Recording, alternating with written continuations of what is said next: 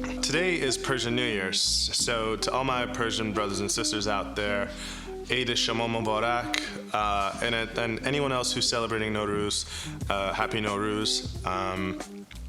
And for those of you who don't know what Nowruz is, it's basically a celebration of the welcoming of spring and the spring equinox. So it's springtime.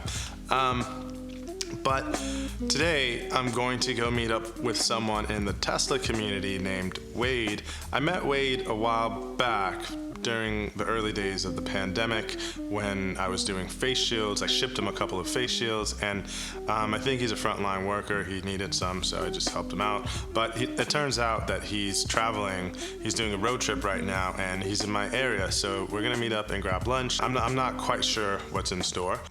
Okay, let's go. How's it going, man? Good. Good to see you. Hey, good to see you too.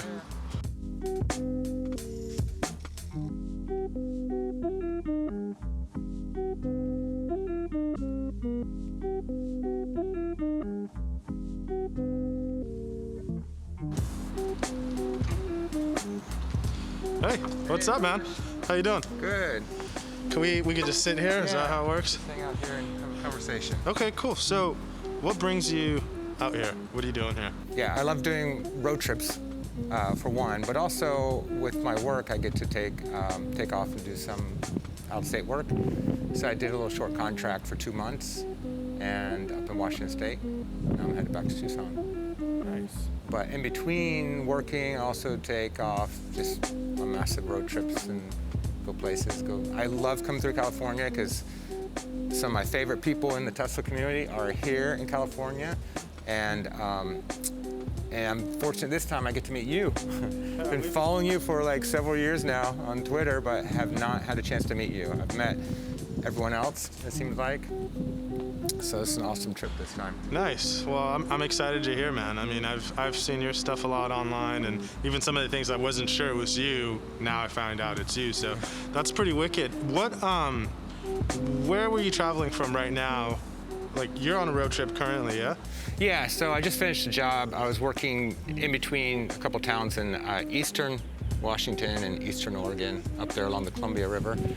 And so just finished that. I left a couple days ago, saw friends in Eugene, Oregon, because I used to live there years ago. Okay. So I always stop there and see friends. And I actually lived here in the San Francisco area as well at one point. From my perspective, like, you seem to drive a lot, yeah? You do a lot of crazy. Yeah, well, I think it was a big road trip I did, 2019. I did that 19,000-mile road trip. And that was pretty cool because 19,000 miles in what kind of car? This car. This exact car? This exact car.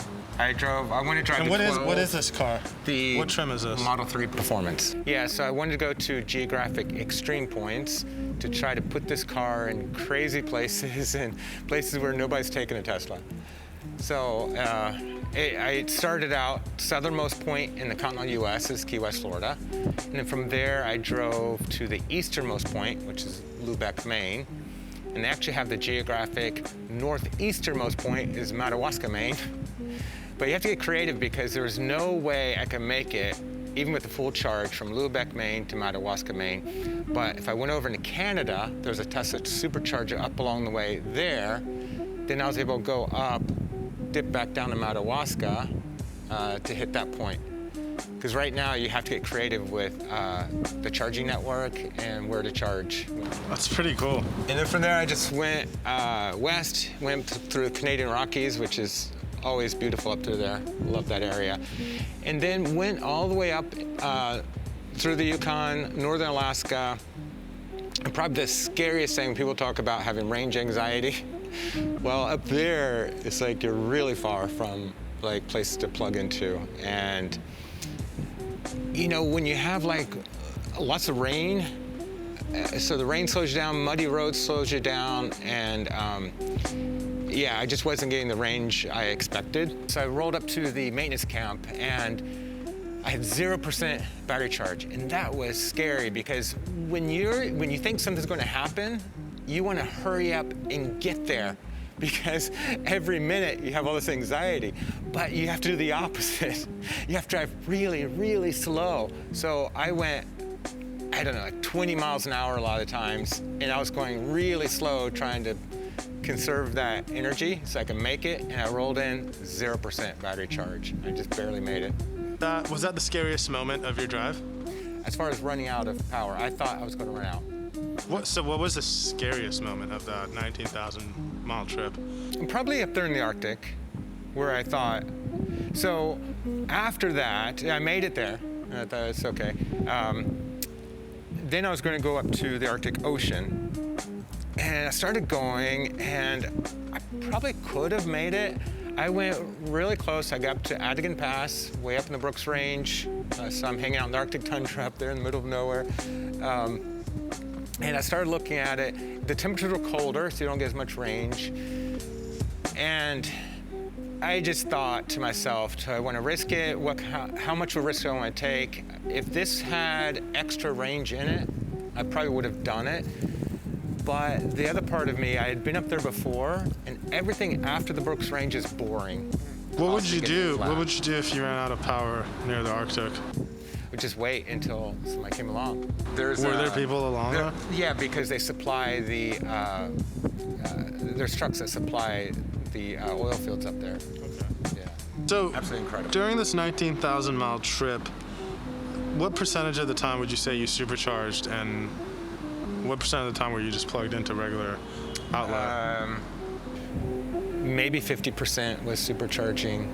Wow. I stayed at a lot of RV parks and slept in the car.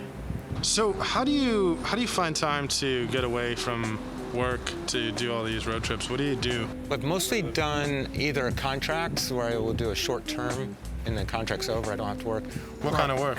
Physical therapy. Okay, cool. Or I'll do, we call it PRN, where I work as needed. So I don't have to see patients, or I can see as many as I want. And then when I want to stop working, I just say, okay, I'm going to stop working. Take some time off. Cool. So, and that's been important to me. For years, I took off usually 3 months out of the year, and I traveled. Now, that's how I lived in Ecuador part-time. I'd go there for 3 months every year. Work 9 months, work really hard for 9 months, and go there for 3 months. And just chill out? Yeah. Nice. Thanks so much for stopping by on your trip back home. It was a pleasure to meet you in real life. So, yeah. It's so awesome to finally meet you, too. Likewise, man. All right, take care. Safe travels. All Later. right, take care. Hey, wait, I got your mic.